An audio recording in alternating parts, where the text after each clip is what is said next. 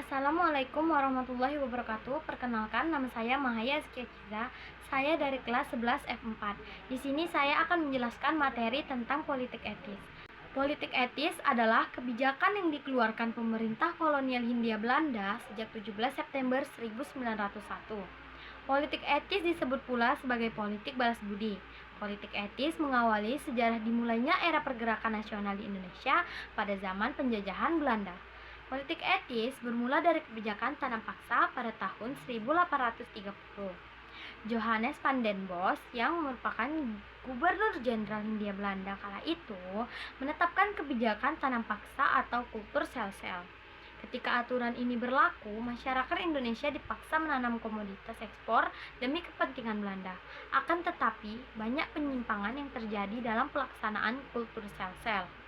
Dampak yang ditimbulkan amat sangat menyengsarakan rakyat. Tujuan dan tokoh politik etis. Mulai muncul kritikan dan kecaman atas pelaksanaan tanam paksa, bahkan dari kalangan orang Belanda sendiri. Sistem tanam paksa akhirnya dihentikan pada 1863. Meskipun begitu, tanam paksa terlanjur menimbulkan kerugian besar bagi rakyat Indonesia. Maka, beberapa aktivitas dari Belanda seperti Pieter Broshoff dan Sitja van Deventer memprakarsai digagasnya politik etis sebagai bentuk balas budi kepada rakyat Indonesia. Van Deventer pertama kali mengungkapkan perihal politik etis melalui majalah De Gids pada 1899. Ternyata, desakan terkait ini diterima oleh pemerintah kolonial Hindia Belanda sejak 17 September 1901.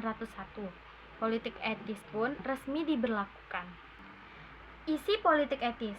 Politik etis berfokus kepada desentralisasi politik, kesejahteraan rakyat, dan efisiensi. Terkait isinya terdapat 3 program utama, yakni irigasi, edukasi, dan emigrasi. 1. Irigasi.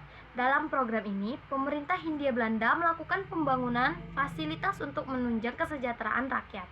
Sarana dan prasarana untuk menyokong aktivitas pertanian serta perkebunan diberikan, meliputi pembuatan waduk, perbaikan sanitasi, jalur transportasi, pengangkut hasil tani, dan lainnya.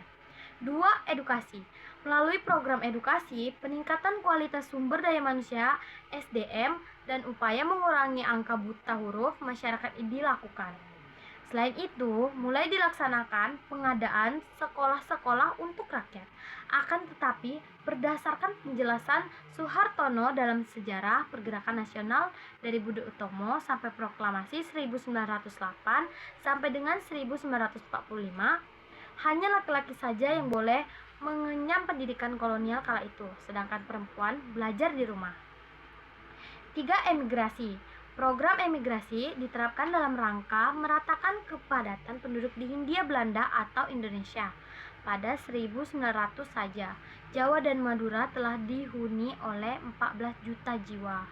Melalui kebijakan yang aktif, mulai 1901 ini, didirikan pemukiman-pemukiman baru di Sumatera yang disediakan untuk tempat perpindahan rakyat dari wilayah padat penduduk. Dampak negatif. Dalam program irigasi, upaya pengairan yang ditujukan untuk aktivitas pertanian tidak berjalan mulus. Air yang disalurkan ternyata hanya untuk orang-orang Belanda, sedangkan kaum pribumi seakan dipersulit hingga menghambat kegiatan pertaniannya. Berikutnya, dalam program edukasi, pemerintah kolonial Hindia Belanda ternyata punya niatan buruk. Mereka ingin memperoleh tenaga kerja dengan kualitas SDM tinggi, namun dengan upah rendah.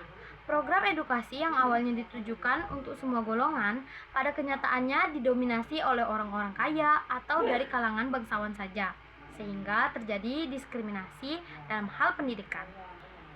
Dampak positif. Meskipun terjadi penyelewengan yang menimbulkan dampak negatif, politik etis setidaknya juga menghadirkan beberapa dampak positif bagi bangsa Indonesia. Diterapkannya politik etis memicu lahirnya berbagai organisasi pergerakan dan perhimpunan yang bersifat daerah maupun nasional di Indonesia. Beberapa di antaranya adalah Budi Utomo, Serikat Islam, Indis Partij, dan lain-lain. Program edukasi yang diberikan dalam politik etis melahirkan kaum terpelajar dari kalangan pribumi. Mereka inilah yang kemudian mengawali era pergerakan nasional dengan mendirikan berbagai organisasi yang berjuang melalui pemikiran, pengetahuan, hingga politik.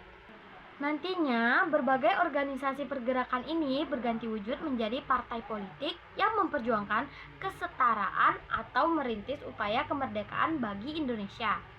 Politik etis berakhir ketika Belanda menyerah dari Jepang tahun 1942 dalam Perang Asia Timur Raya atau Perang Dunia Kedua. Tahun 1945, giliran Jepang yang kalah di Perang Dunia Kedua, sehingga membuka peluang bagi bangsa Indonesia untuk menyatakan kemerdekaan pada 17 Agustus 1945. Sekian penjelasan dari saya. Wassalamualaikum warahmatullahi wabarakatuh.